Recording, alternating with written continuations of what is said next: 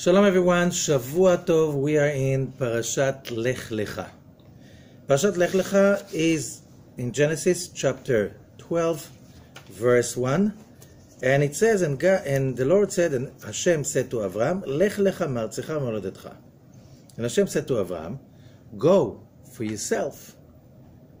Which, if you don't know really Hebrew, so you think go for yourself, and that's some of the translations like this, but if you speak Hebrew daily, Lekh lecha means move on.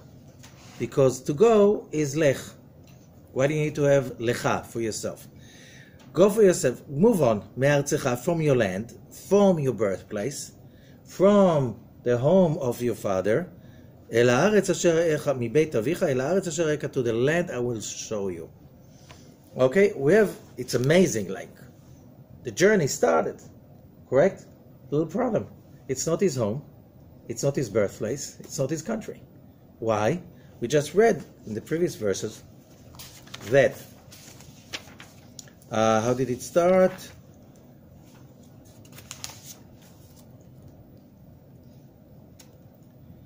Verse 27 in chapter 11. Ve'ele toldot Terach, and these are the generations of Terach. Terach holid et Avram, et Nachor, ve'et Haran. Terach had three sons, Avram, Nachor, and Haran. Haran holid et Lot, and Haran had Lot as a son. וימות הרן על פני תרח אביו בארץ מולדתו באורקסים. It says, and Haran died while his father Terach was still alive in his birthplace, Ur-Kasdim, which is south of Iraq. Okay? ויקח אברהם ונחור להם נשים. Avram and Nachor married, and it speaks about the women, and Avram was married to Sarai. She was barren, she had no children, which is essential in the next two parashot. ויקח תרח את אברהם בנו ואת לוט בן הרן בן בנו, and Terach took Avram his son, Lot the son of Haran, the son of his grandson, and Sarai, Avram, and they left Ur-Kasdim, okay, and they came to Haran, and they sat in Haran, okay. Now Haran dies, and then chapter 12, verse 1. And Hashem says, and God, Creator, says to Avram, go from your land, is not in his land. From your birthplace, is not in his birthplace. From the house of your father, you're not there. El haaretz, to the land I'm going to show you. Okay? So, we understand that basically this message is eternal. It has nothing to do with physical, geographic location. Correct? Why? Because if you read the Zohar sees all the stories of Parashat Lekha as allegories for the relationship between the soul and the body, the soul and the Creator. It's all allegories. Of course, we can read it as also a story of what happened to Abraham, and that also makes, takes the part of it, but it's not gossip. It's not a telenovela or a soap opera or any kind of a documentary about what happened to Abraham, because the Torah does not tell us everything that happened to Abraham. It's about, the question is very important, what's in it for me? What do I get out of this parasha? And there's a lot for us to get from this parasha, because it's all about, Lekh lecha means move on. The new year started, and it's time to move on. Just think about it. Genesis covered 10 generations. Noach, Parashat Noach, covered 10 generations. Okay? Now we have Avraham Avinu. It has Lekh lecha, Vayera, Chayei Sarai, three parashot for one person. Why everything slows down? Because it's not a history book. We're getting a lot of rules that we're supposed to follow in order to become the people we're supposed to become. Why do I need to become something? Because we're not here to stay the same. Because we're not inanimate. We're not animals. We're not vegetables. We are humans, and humans are supposed to move on. Lekh lecha. And the message especially starts with Abraham, That is the message, that if you wake up today in order to live yesterday again, what do you wake up for? You woke up today to move on and to have today different than any other day you ever had in your life. So, understanding that, we can continue to understand the story. First of all, so why is Abram going to Haran and not to the land of Canaan, or what is known later on as the Holy Land? What was he looking for in Turkey? Haran is in south, the Kurdish area of Turkey. What was he doing over there for 15 years? Okay? And the answer is, there are few answers, but the Zohar is saying, first of all, Avram was looking. He knew he is on the look to find the right place. The right place, he was looking for the Holy Land. He was looking for the place it's easier to connect to the heavens, the gate of heavens. It took him a while. Still, think about it. Was he exactly in the place we see him when the story, the parasha starts? No, he's not. He's 75 years old and he's still moving on, discovering new stuff about himself. He's still having to go through, he's going through 10 different, what they call nisyonot. Now, wrongly it is translated into tests, like this is a guinea pig. But what the Zohar is saying, nisayon comes from the word nes, which means a miracle. He is being given 10 big time opportunities to create a miracle so he can shift and move over and show that human beings have the ability to recreate their universe. And when you think you've done it and it's amazing, you have an opportunity to do it again. And then you say, what was I thinking to myself? I want to stay like this for the rest of my life. God forbid. That's why the Talmud says, only angels are called omdim, standing. Human beings are called holchim, walking. Walking from one step to another. So, what is Abraham doing during this parasha? So, he's being told to go from Haran to the land of Canaan. Okay? Was that enough for him? No. He continues walking. So just cover up the story, the parasha. Amazing stuff that we have also in the beginning. Verse 3, he's blazing the trail of which it says, God says to him, whoever blesses you, I will bless. Whoever curses you, I will curse. And all the families of the earth will be blessed by your presence. Okay, so Abram goes to Canaan, and it says, they came to the land of Canaan. Verse 6,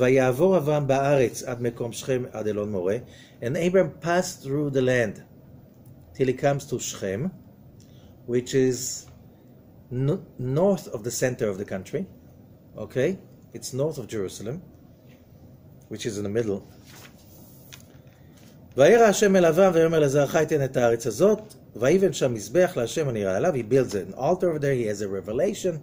God reveals himself to him. But then he moves on. ויעתק משם ההר מקדם לבית אל. He moves from Shechem to Beit El. Beit El is closer to Jerusalem than to Shechem. ויתר לו בית אל מים ויהי מקדם, ויבן שם מזבח להשם. He builds another altar and he calls the name of God. And then verse 9, ויסע אברהם הלוך ונסוע נגבה. And Avram is going, moving, traveling south all the time. I don't know if you've been to Israel, but it's a tiny country. Well, there's not so much space to move and to travel south all the time. Let's say in the US, you can travel to the south, like if you were like with donkeys and stuff like this, you can travel to the south, from the north to the south, like it can take you years, right? In Israel, it's not big enough to travel so long. What it was traveling south for so long? It's just a matter of like you can, a few days and you cross the country, north-south. I'm talking about the length. The width, 1-2 days and it's over. Okay? And then there was a famine, verse 10, and they had to go to Egypt in order to get some food over there. Abraham pretends that Sarah is his sister. Pharaoh takes Sarah. Pharaoh gets 10 plagues in his house, trying to approach Sarah. Finally, Pharaoh is like, what have I done? He apologizes. He gives a compensation to Abraham. Abraham gets out of it very rich. He also gets, Pharaoh is giving his daughter to Abraham, Hagar. He says, like, this righteous man, she should be in his house, not in my house. So she becomes the maid, Hagar, the princess of Egypt. Okay? So, where else do we go? Then, you remember Abraham is with his nephew, Lot. Lot means in Aramaic a curse. Okay? And, you know, a lot of people have like amazing family, but one member is just a curse. Okay? Everybody, a lot of people can relate to it, not everybody. Okay? And then, but Lot was kind of, he didn't get it from his uncle that he lived with. He doesn't get the ideas. So Abraham says, look, it looks like the land is big. We have a lot of sheep and flocks, whatever. You know, wherever you just look around, wherever you go, I go the other way. You go to the left, I'll go to the right. You go to the right, I go to the left. You know, some people, you just, okay, go wherever you want, I go the other direction. Because Lot was not just, how do we know?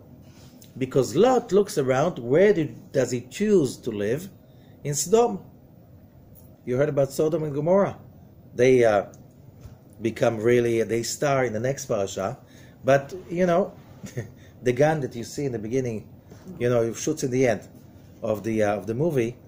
So, why is Lot choosing to live among the Sodomites? Okay, one is looking for his own kind. That's what the sages are saying. Meanwhile, Sodom and the area was a beautiful garden. Why? It was warm, there were water. Okay. Then, Abraham is keep promising, God is keep promising Abraham more and more promises, and especially the land and the future of the country, but still, you know, Lot is not sitting there just doing nothing. There was a big war, and Sodom was involved. The Sodomites lost. They were taken captive. All their property was taken by the winners, and they're taking Lot away. Abraham sees that, and he can't just let them take his nephew. So he attacks them. You know, it's a whole army of 5 cities, I think, 5 kingdoms. And he just, Abraham, the nice, Abraham, the loving, caring, chesed, giving, whatever. He attacks them, he wins, he takes the spoils back, he gives them to the Sodomites, he lets Lot go free, and he brings tithing to Melchizedek, the king of Shalem. Shalem is Yerushalem.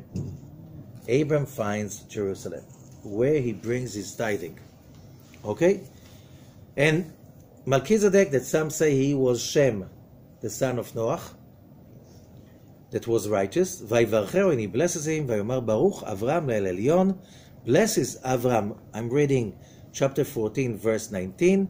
Blessed is Avram to the Supreme God, Koneh Shamayim Va'aretz, the one who owns the heaven and the earth. We'll see this is important. Uvaruch el Elyon Hashem iged tzarecha biyadecha. And blessed is the Supreme God that gave you protection and gave your enemies in your hands. He gives him the tithing as a priest. Okay, the story goes on. And there's one of the most amazing stories. We'll come to it. Chapter 15, verse 1. Avram has another revelation, and God is promising him a lot for being loyal and so on. And then Abraham is not so passive as he was before. Verse 2, chapter 15. Vayomer Avram, and Avram says, Adonai Elohim. Adonai, that's, if you know Kabbalah, that's judgment. Elohim, this is also judgment, but it's not, it's the level of Binah, because it's a tetragrammaton, but it's being read Elohim. But it's written Youdkevitch. Mati Tenli, which is he really wants to connect to the upper, to the high. And he says, what you're going to give me, V'anochi olech ari, and I'm childless. Uven meshek beiti udamesek Eliezer, whoever, you know, the closest person that I have that looks like he's going to inherit everything, this is Eliezer, and he's my servant. And then Avram adds, you know, to make sure that God understood the point. Vayomer Avram, verse 3, and Abram says, and li lo natata zera, you didn't give me children. V'nei dvar Hashem elav lemor. So here is the word of God to Abram. Lo yirashcha zeh, ki masher yetzeh mimecha yirashecha. The one who comes out of your loins, he's going to inherit you. So the story goes on. We'll come back to it.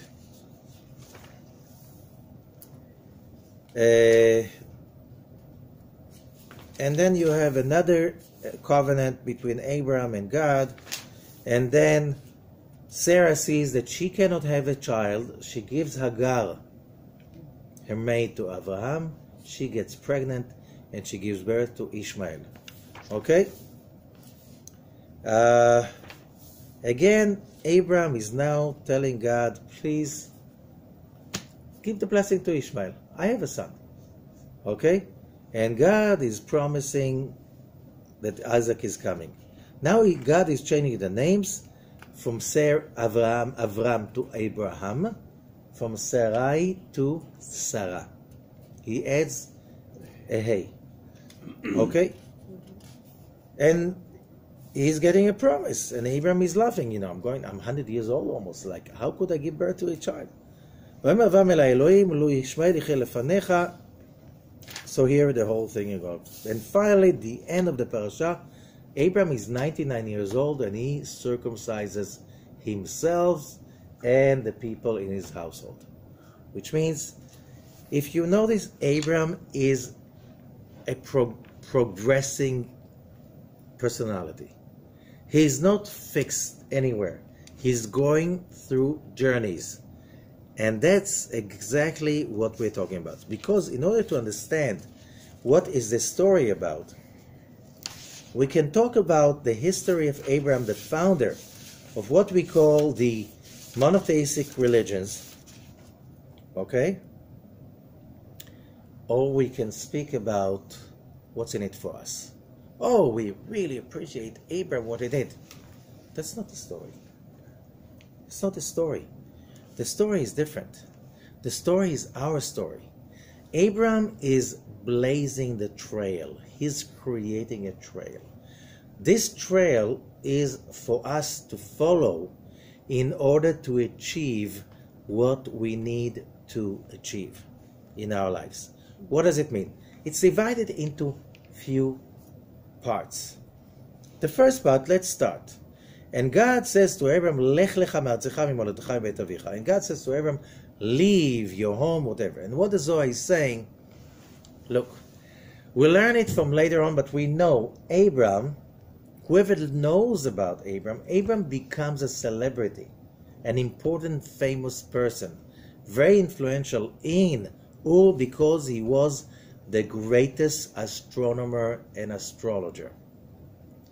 Everybody who really meant something went to Avram for consultation, right?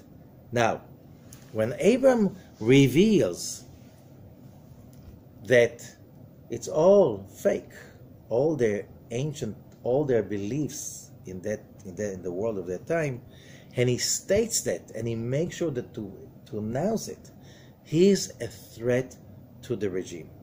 Therefore, he has to be thrown out, and he goes on the journey, while in this age, most people just getting organized to retire. Okay? Abraham is starting his real career at that age that most people retire and, oh, I'm getting old, so... Okay, what is the message? And we'll see. So, there's an amazing description in the Tiferet Shlomo. It's a Lekh Lekha by Rabbi Shlomo of Radomsk. One of the Hasidic teachers in the style of the Baal Shem Tov. He lived in Europe in the 19th century, in southern Poland, mid-south Poland. He was a student of the Kotzky Rabbi, whoever knows one of the greatest teachers at that time. Okay, and he says as follows, and God said to Avraham, Lekh Lekha. So of course, as we said, we in this world we're here for the purpose we get up in order to move on. But a lot of people move on because they want to make more money. They move on because they go to the gym and they want to gain more muscles, or because they run and they want to get to do more marathons. That doesn't mean more muscles. Okay, you want to be lean. Okay, people have a lot of goal settings, and today everybody is like into goal settings. Who said those goals are right for you? Who said why? How do you know? Because you see people they're running very fast, but they are not very happy. Other people, they make a lot of money, they're not very happy. What does it mean setting a goal? What is the goal? Here, says the Tiferet Shlomo, Abraham is setting the goal. Okay, and he says like this. Hine, Avraham Avinu haya merkava lemidat hachesed. Avraham Avinu is a merkava, chariot. Chariot comes from the French word sharet, to compose. In Hebrew, merkava means also to compose. When you compose something, you take a few pieces and you put them together, that's called leharkiv. Okay? Merkava. It's a composition. What mean a composition? Avraham is a composer for chesed. What does it mean chesed? Chesed is divine, godly trait. Okay? What's the composition over here? To take a human being and compose him with this divine trait and make it a human being that has the chesed installed in him. Abraham was the first one who knew how to do that. We follow Abraham because this is our destination. Goal setting, we need to establish chesed within ourselves. But what does that mean? So Avraham Avinu, says the Tiferet Shlomo, he was the Merkava, the chariot for chesed, Kamvar b'Zohar HaKadosh, like it says in the Zohar, V'uchol HaSfarim, all spiritual books explain that Avraham Avinu, that Abraham the patriarch is the Merkava for chesed. V'hinei ikar chesed, להמשיך אותו לעולם הזה, ושיהיה מלכות שמיים מלוא כל הארץ כבודו. What is the purpose of connecting to chesed? Chesed is loving kindness, that's the light of God, that's love, that's positivity, that's whatever is when you say enlightened is. What's the purpose? The purpose is to draw the chesed from above, from the light, down till you fill the earth with it. Till the earth is full with chesed. Okay? And how do you know? When it says Sheyeh Malchut, when the kingdom of heaven is filling the earth. How do you know the kingdom of heaven is here? You simply look. If you see people robbing each other, cutting each other on the road, fighting, quarreling, there's no kingdom of heaven. Why? Because everything looks like there's no heaven and no kingdom and there's no chesed. Why? People are eerie, upset, stressed out, and it's all judgment. So no, there's no kingdom of heaven. How do you know there's a kingdom of heaven? when it says, in so many places, when everybody is nice to each other. Right? Every kid knows that. What's the kingdom of heaven? What's the messianic age? When people are kind and loving to each other. That's how do you make that happen? Do you sit and wait for it to happen? Or do you make it happen? If we were created in the image of God, sitting and waiting, it's not an option. Okay? It doesn't get it. So our job is to learn from Abraham how to bring the chesed from above to below, so the earth will be full of it, and more people will follow that idea by experiencing and taking responsibility for it.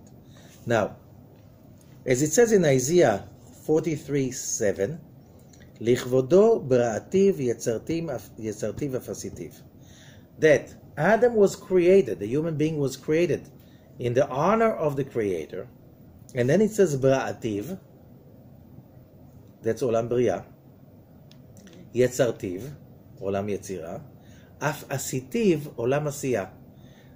Those three worlds, bria, yetzira, asiya, are three layers of evolution of the universe, that the most important of them all is the final, olam asiya, the world of action. Olam asiya shemikol olamot haya ikar bria, it's the main. Why? כמו שאמר אברהם אבינו עליו השלום בפרשת חיי שרה, והשביעך בהשם אלוהי השמיים ואלוהי הארץ. When Abraham says in Genesis 24:3, and I make you vow in the name of God, the Lord of the heaven and the earth. Something very important. When we are talking about paganism, they're all talking about each one of them, each religion. If you're talking about Babylonians or Egyptians or Nordic or Greek or Romans, whatever we know, they speak about the gods. They have their own city, heavenly city. They live over there. They have crazy life over there. We here? No, it's not. Some of the gods come down to us. They call themselves kings. Our leaders. They call themselves gods. And that's why, if you learn about paganism, all the gods of paganism are selfish, mean, brutal. They have no morals, ethics, and values. They see something, they take it just because they can. And as we said many times, this is an amazingly brilliant political invention.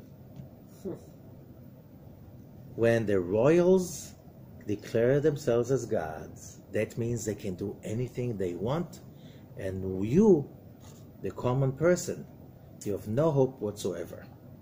You have some hope if you just obey. Okay? Why was Abram driven out of Ur Kasdim? Because he challenged the system. He said, it's fake. It's fake. There is a God, and this God is the Lord of the heaven and the earth. Our job is to bring the heavenly kingdom down to earth. How? By giving loving and kindness to every human being. Now, as we said many times, you cannot give loving kindness to every human being if they refuse. When a person refuses to believe that he deserves to be happy, doesn't matter how much you're going to care for them, they're going to suspect that you are having an agenda. You're trying to take an advantage of them. Correct? Mm-hmm. Have you ever... Yeah? So, it's not so easy to prove to people that this world is supposed to be a dwelling of the heavenly kingdom.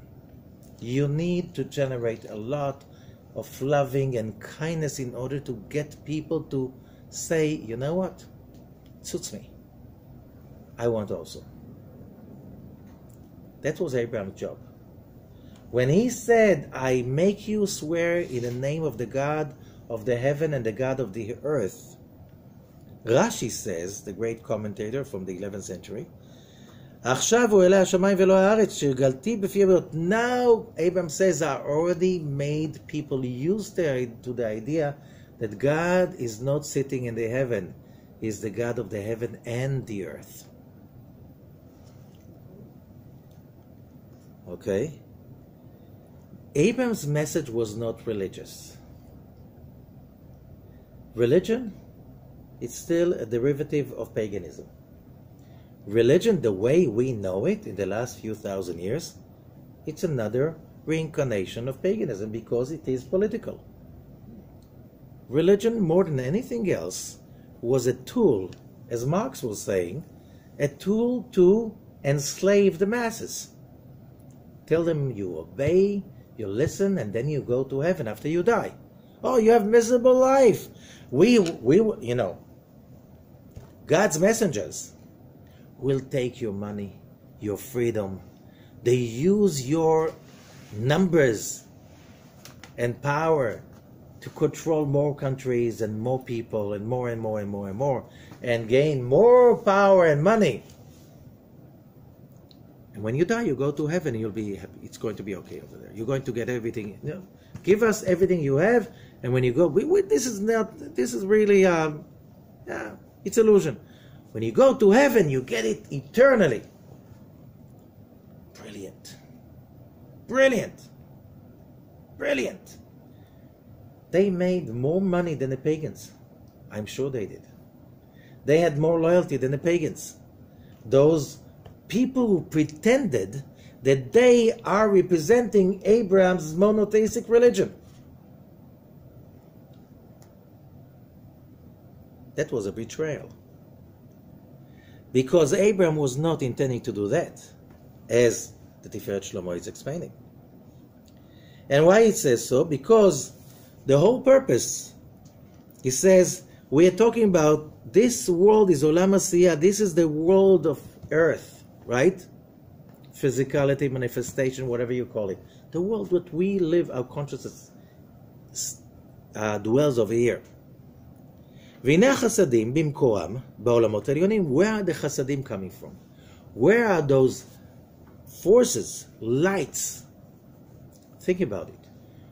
Religions of the Middle Ages or Dark Ages, till today, they don't speak about spiritual light. They speak about obedience. They speak about customs. They speak about, it's like you have to do this and this and this and this, then you die, you go to heaven. No, that's not the job. The job is to bring the heaven to here. To here. החסדים במקורם בעולמות העליונים. Where are the chasadim? The lights of chesed. Those energies, that light that God said it was good, is the source of all that is good, is coming from the upper worlds. Okay? And when you want to bring him down, it's called Avram. Why Avram? Because Avram, a father of high. Why father? Like father loves his sons. It's a fatherly love. Okay? אב הוא חסד, כי רחם אב על בנים, ולזה כאשר בא אברהם לעולם. המשיך החסדים והאלוקות בעולם הזה. That's why Avram came to the world to draw the chasadim and the godliness into the physical world. And that's why he was a chariot for chesed. What it means chariot? He was the prototype for each one of us. How to bring in. Why a chariot? We could always say, oh, but this is godly, this guy is so, he's so holy. Nothing to do with it. We are so impure and he's so holy. That's not the Torah. Abraham made mistakes because he's a human being. But that doesn't mean he was not a chariot. And what I mean a chariot? He blazed the trail. He made it possible for every human being. If you want to emulate Abraham, you can become a chariot of chesed yourself. You cannot replace Abraham because he already created the program. But you can use that programming, state of mind of Abraham, and apply it in your daily life. You can become the representative of chesed on physical earth in a physical body. This is your calling as a human being. It's the only thing that stays. Does money stay? No. Property? No.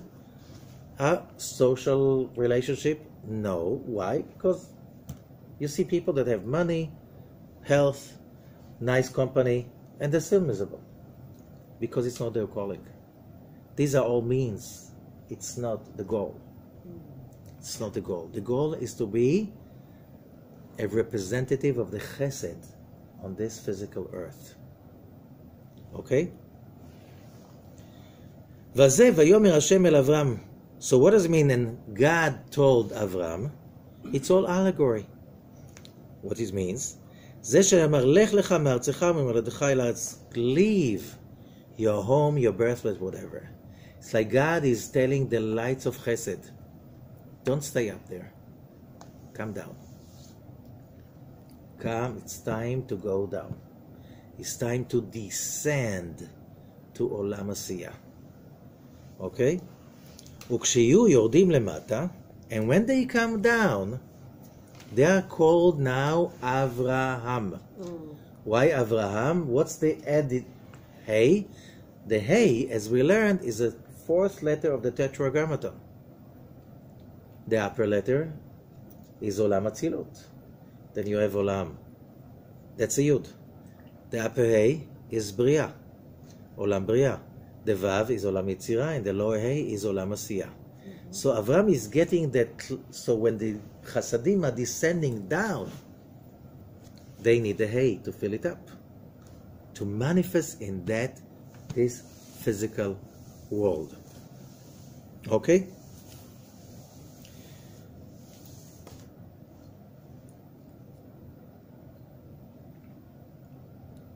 ואברהם בן 5 שנים ו70 שנה בצאתו מחרן. And Avraham, it says, he was 75 years old when he leaves Haran. And the Tiferet Shlomo is asking, לכאורה למה נכתבה בתורה כמה היו שנותיו בצאתו ממצרים? Why do we need to know his age? What kind of a difference does it make? ולדרכנו הרמז הוא, but it's a hint. Because the root of chesed is the 72 names. That's 72. But the 72 names is drawing the light from Keter, Chochma, and Bina. 3 more. Together, 75. So that's what we're talking about. So why do I need the 72 names? If I need to connect to Chesed, Chesed, numerical value, 72. Okay? So when do we get into doubt? When do we get into darkness?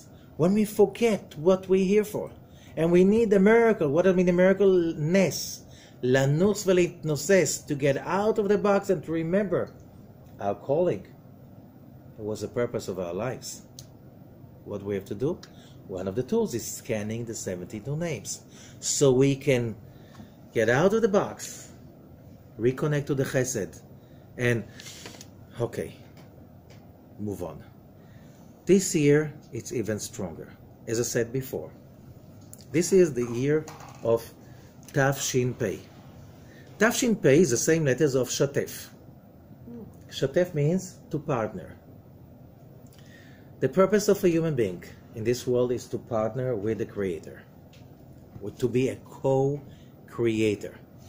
This decade is the decade that we have the universe open to learn how to partner with the Creator, which means performing miracles is the calling of the next 10 years, more than anything else. And what kind of miracles?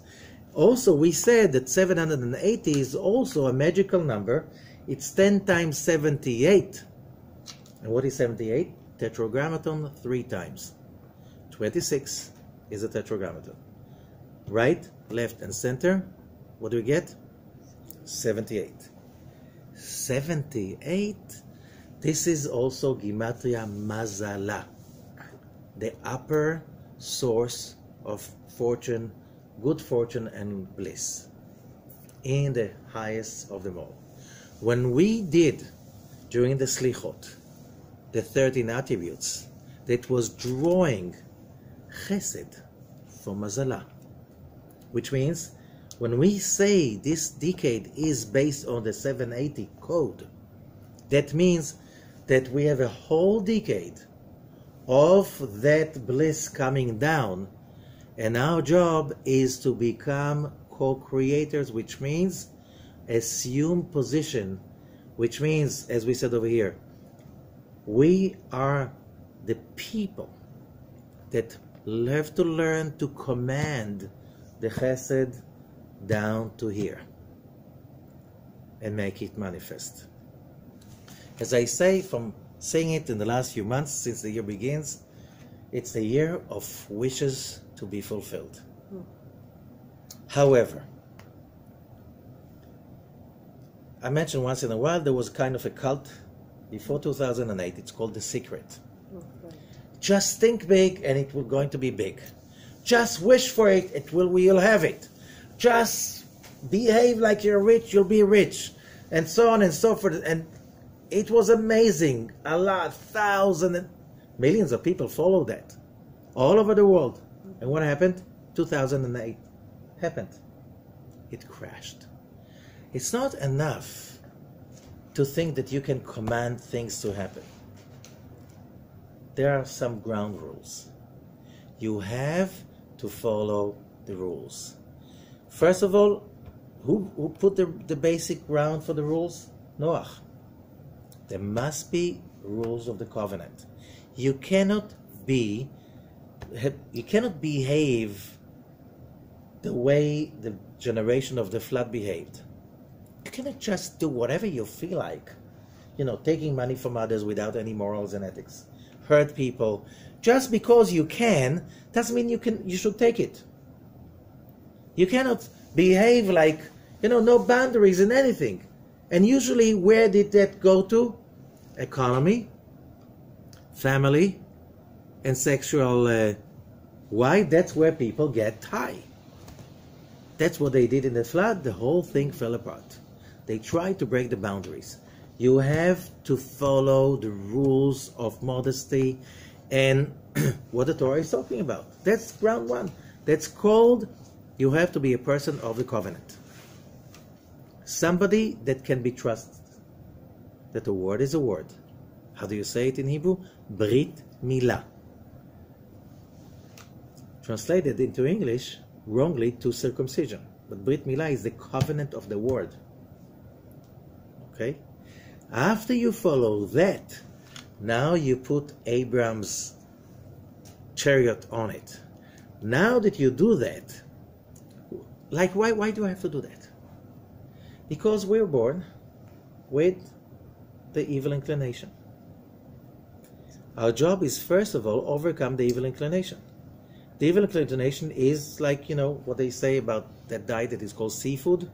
Whatever I see, I eat. Okay? That's also possession. Whatever I see, I possess. That's called getting out of the rules. No boundaries. No self-control and no self-discipline. You have to be a man or a woman of the covenant. When you go with that, what happens is that you become a person of balance. And that means not that you belong to a religion.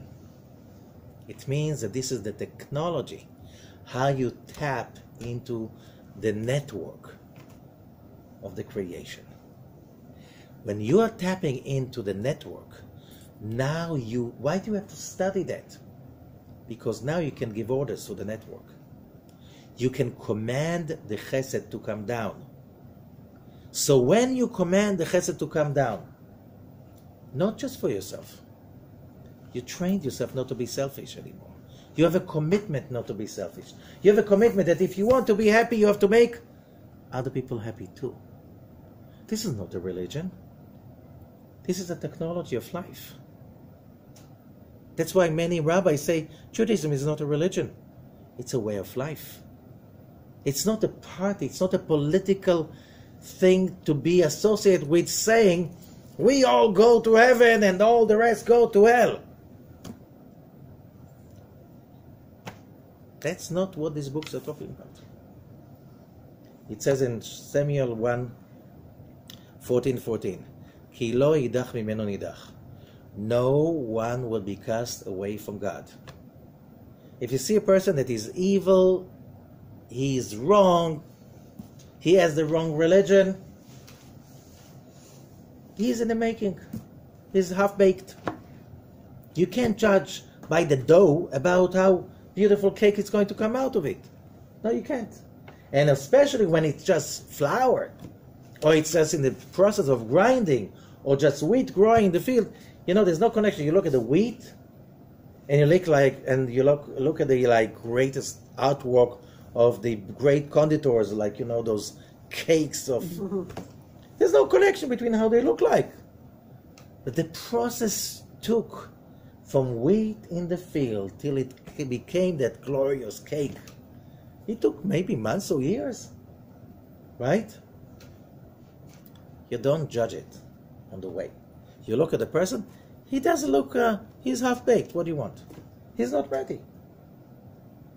He's not ready. He's going to be ready. Why? He has no choice. Oh, you can choose going the short way, the long way, going around, circles, back and forth. But finally, everyone is going to get there. Remember, it's not about religion. It's not about politics. It's not about parties. The good ones and the bad ones, and we're on the good side and they're on the bad side. It's all about being a human being and following the technology of good fortune and bliss. Okay? Now, when we understand that, we can understand also that Abraham and the other patriarchs, they just simply brought to the world the technology, the wisdom, how to make it happen. When you connect to that, and you're full of chesed, and you bring the chesed all around you, and you look at people, you can simply love them. Yeah, but he's not Jewish, and he's not my kind of Judaism, and he's this, and he's black, and he's white, and he's yellow, and he's like, and he's red hair. So, that's how we are. It's not a threat. It's not a problem. Nothing is a problem, because that's the way God created us, and it's all okay. We just have to take what we've got and to get the best out of it. Each one of us has his own position. But all of us have to draw the chesed from above to below. What makes you a human being? That you can live in both worlds at the same time. Animals do not do that. Animals are robots. They're robots. Somebody has to till the ground. Somebody has to do this. Somebody has to do that. Somebody has to, to recycle all the stuff. That's why you have animals for every niche. They're doing their job. Don't bother them. But human beings do not have a job of an animal. They have a job to bring the chesed to everything they do. They have the job to draw in that consciousness of chesed to everything they touch, everything they create, to make it godly, to make it holy. So it has this aura of, what is this? This is special. It tastes like something. This is the purpose. We're not machines. We're not animals. And not, again, animals that do the job. We are supposed not to imitate the animal world. We're supposed to bring the divinity into this olam asiyah, the world of action. We are the only ones who have that capability. If you don't do that, don't be surprised that it doesn't matter how much money you have, you'll feel depleted. It doesn't matter how many people you control, you'll feel depleted. It doesn't matter how wise you are and how much learning did you achieve. You'll feel depleted because you're not bringing the magic of the chesed into everything you do. You're not bringing the light to this world of physicality. You're not bringing the heavenly kingdom, which means the light force has to shine from your actions, from your words, from your behavior. People should feel that. And when you do that, you will feel, I've done it. Because that stays forever. This is eternal. All the rest, it comes and it goes. Oh, you do it, it's a by the way, it's a byproduct. Okay, some people, you raise a family, or but cats also raise families. And they don't have a degree. Right? So what's special about it? Why it has to be so hard? Because it doesn't have to be hard. What's hard is about transforming our nature from selfishness, from people who are looking for paganism. We're trying to blame God. We're trying to blame the government. To blame for what? So there's no godliness in your own private life? What do you need them for that? That's your own duty. To shine and enlighten your own perimeter. That's what you have to do. If you don't do that, you're lying to yourself. And more than that, what does it mean? Look, I'm moving my hand. How do I move my hand? There's an order coming from my brain. Okay, it activates the nervous system, that activates the muscles that move the hand. Why? Thank God, all of them are connected to each other. Why is it that when we pray for something, most of the times it doesn't happen? And the answer is there's no emunah. Wrongly translated with belief, which is a terrible word, because belief means I doubt it.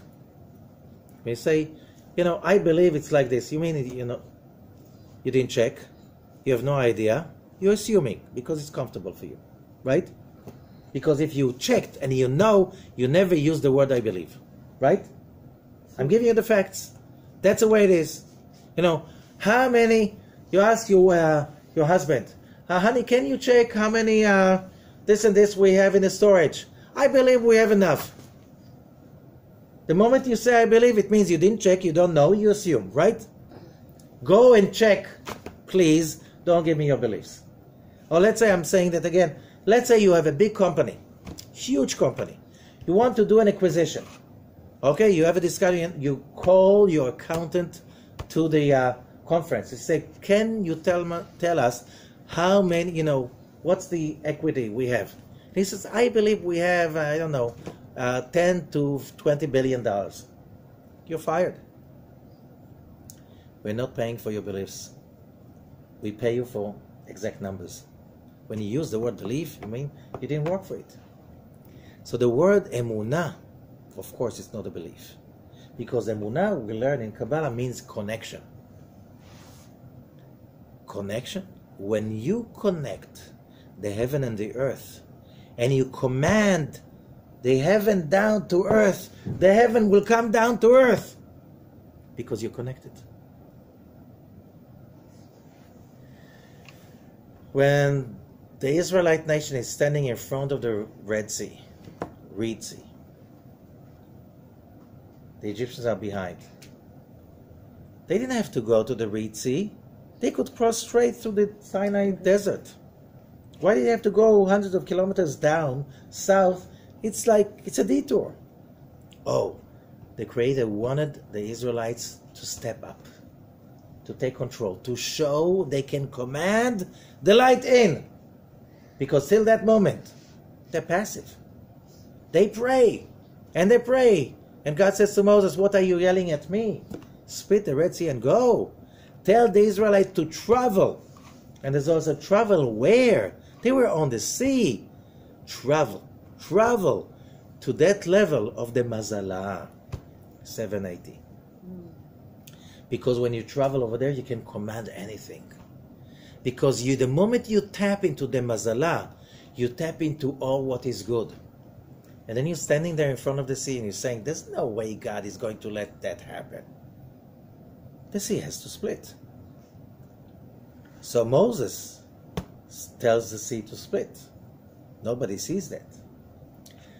Nachshon ben Aminadav, the head of the tribe of Judah, he says, if Moses says so and God is not going to get us drowned, were you kidding? The whole project would be gone. We are going to the sea. And he jumped into the sea and everybody after him. And they went straight with certainty. And they commanded the sea to split. Hayam ra'a vayanos. The sea saw and fled. No, vayanos from the word miracle. Nes. Lanos veletnoses. The miracle was that the Israelites at the first time brought from Mazalah that chesed and brought it down to the physical earth. The Israelite crossed the seas and stayed dry. The Egyptians drowned because they didn't learn yet how to command the chesed to earth. That's our calling. Now, to understand that, here the Tiferet Shlomo is saying, we read in the Torah, one of the sages, as Abram is coming to the holy promised land, and it said there, he comes to the Shechem, the place of Shechem, and Vayar Hashem el Avram, Hashem is revealed to Avram, he's giving him his promise. The next verse is verse 8, Vayatek misham ha'ara. What do you mean Vayatek misham ha'ara? Say he moved. Vayelech misham ha'ara, Vayisa misham ha'ara. What is Vayatek? Says the Tiferet Shlomo. Vayatek misham ha'ara. Vayatek, whoever learns Kabbalah, says Tiferet Shlomo, knows that Atik means when that pure, concentrated light of unconditional, endless love is simply moving, dislocating itself from the endless down to the system of reality. It's called Atik. Everybody knows that. This is where all the 13 attributes of mercy and chasadim start to run down the system. Okay? So this is what we are talking about. It's all about drawing those lights down. And he has like more symbols to that. But then, and then verse 9, Vayisa Avram, and Abram is traveling, Haloch v'naso anegba. As we said, he's ongoingly moving south. And I said, Israel is not so big that you can ongoingly go south. Very soon you're out of the country. But south is chesed. Which means wherever you go south. Wherever you go, you're looking for how to share. How to bring the chesed in. If you do that, your connection, your click to the system of the light is getting so strong that you could see how the Israelites can command the sea to split and the sea splits. Is that the only story? No. It says each one of us can do whatever God does. Isn't that world, this world, wasn't that created for us to be co-creators? Shituf? Yes, it was. So, if God resurrects the dead, how many stories we have in the Tanakh of resurrection of the dead? Again and again and again. Elijah the prophet, Elisha the prophet, here and also in the Talmud and in the Zohar. What does that mean? If God can do it, we can do it. Why? Because our job is to partner with. How we can do that? How can you raise the dead? If you have emunah, if you're connected to the light, you can do it. Whoever studies a little bit of Jewish tradition knows about Choni, the circle maker. Choni HaMe'agel. He was so righteous. He was so positive. He was so connected. He was sitting and studying and meditating. He was in his own bubble. Everything was perfect in his bubble. But when the others were suffering and there was no rain, so the leaders of the people in Israel would come to Choni. Choni, there's no rain. Please do something. He would come out of the house, take his staff, make a circle, and say, and stand in the middle of the circle and say, God, if it doesn't rain, I'm not getting out of the circle. Immediately, like rain, like flood will come down. He says, no, no, no, that's not what I mean. That's not rain. It's a disaster. Then we'll come to trickle. He says, no, rain. Rain that will water the fields without destroying them. Fill up the water reservoirs without destroying them. That kind of rain. And then the rain comes normally. So, okay, thank you, I'm going home. What is the story about? That's not the only story. Elijah the prophet does that. What is that story? Well, like in many religions, this is heresy. Why? How dare you get up of being a victim? No, we're not supposed to be a victim. We are partners with God. How? When we connect to Him, then we can bring the rain. Or we can stop the rain. We can make storms, we can stop the storms like Jonah. Honey, what about this? You have to calibrate it. You know, when somebody has a stroke and he can't move his hand, and you go through physiotherapy, and little by little you start to rewire your brain. In the beginning, you don't have it in control. You have to calibrate it till you're so kids. In the beginning, they don't know how to control their hands. They do like, oh, I can move it. I don't know where to, but let's check. I don't know, try. You check it out. We humans supposed to be in this world partners with God. If you want the light to shine, you have to command it to shine. But you need to connect. You have to tap into the system. For that, you have to follow the covenant and follow the rules of bringing chesed, training yourself to force the chesed down. You know, how can I force God to give the chesed? That's your job. That's your calling. All of that was created for that purpose only. That's the only thing that will be left.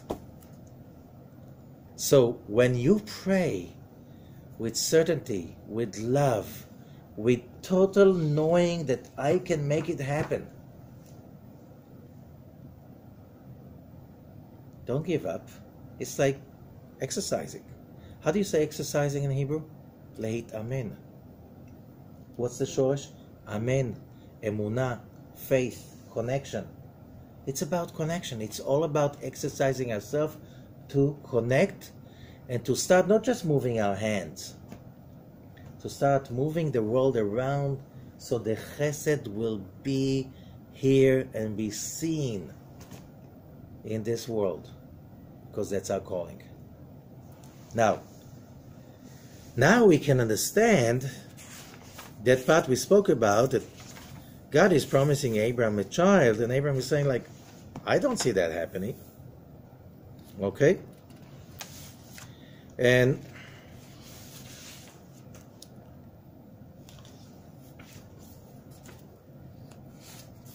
there's one just thing about the whole thing about Vayetak, which is Vayetek Mishama. It's like bring in the light, but also stay away from negative people. That's he does with Lot, with the curses. Lot follows Sodom. Okay, I know I'm not supposed to be with him because that's not the right consciousness I want to have. I need to develop the consciousness of certainty in positivity, not just, I want to be rich, I want to be powerful. For what purpose, please? Just to show off. Just because I want. That's not good enough. That will get you off the grid, because that's selfish. Being selfish is illegal. Why? The grid is on a frequency of altruism, sharing, loving, and caring. Why? That's being a creator. The creator will never say, oh, that's all for me. I'm not sharing with anyone. Because what's going to be left for me? Can you think here? No. Okay. Got it. So, when Abraham is getting that promise, and here,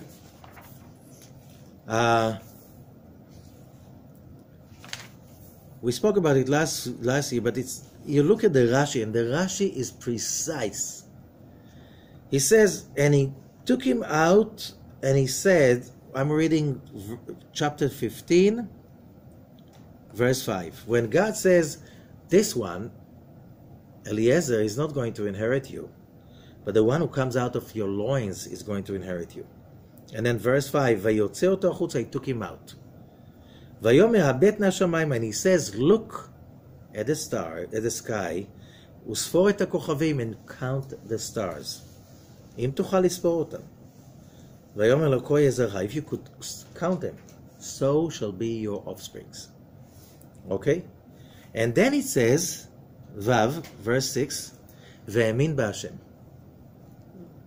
He doesn't mean he believed in God. He had emunah, he connected to God. Okay? How? So Rashi says, ויוצא אותו החוצה, he took him out. Okay, there's an explanation for 5 years old. He took him out of the tent, showed him the stars, says, your offspring will be so many as the stars. That's nice. I don't know if 5 years old will get it. We'll take it today. Maybe 4 years old. Okay? לפי מדרשו, but you want to go deeper, says Rashi, אמר לו, צא מהצטגננות שלך, get out of your astrology. Remember, Abraham was an astrologer. And why? שראית במזלות, says Rashi, God says to Abraham, you saw in your chart that you and Sarah cannot have a child. Okay? I'm going to change your names. Avram cannot have a child, but Avraham can. Sarai cannot, but Sarah can. You change your name, your mazal will be changed. Okay? But that's also, everybody who changed their name, they change everything for them? Not always. So the Zohar in Parashat Bahar says changing a name is much easier. When a person has a good name, it's changing your branding. If everybody knew that you are evil, not nice, and then everybody said, wow, this guy has such a good name. He's so good, he's so generous, he's so positive and loving, whatever. That's changing a name. Right? That's changing your branding. That's much tougher. To change your name? You go to the Ministry of Internal, please change my name. Tell everybody, change my name. Does that do the job? If you didn't change your branding, that will mean changing a name in Hebrew. Okay? But Rashi says, davar acher. Davar acher is Zohar. When a Zohar explains us something, and the Zohar says, well, that's right. But the real thing is, דבר אחר. הוציאו מחללו של עולם. He took him from the space of this universe. והגביהו, and lift him above. למעלה מן הכוכבים, above the stars. And זהו לשון הבא. And then he told him, look down, habet. It's not ראה. habet means look down. Look down now on the stars, from above to below. Now, when you're connected to me, you're above the stars or below the stars? You're above the stars. You can give orders to the stars. Yes, it says in your chart that you cannot have a child. So it says, but you can change that. You can change that. This is what Avram is teaching us. When you become a chariot to Chesed, you can command the universe, you command the stars. Things do happen. It's not rebelling against God, it's doing God's wish.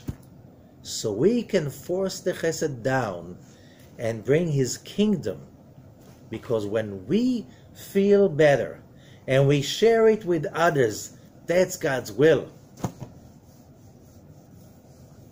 And this is the purpose of our life. And that's the trail that Abraham is blazing for all of us. Thank you so much.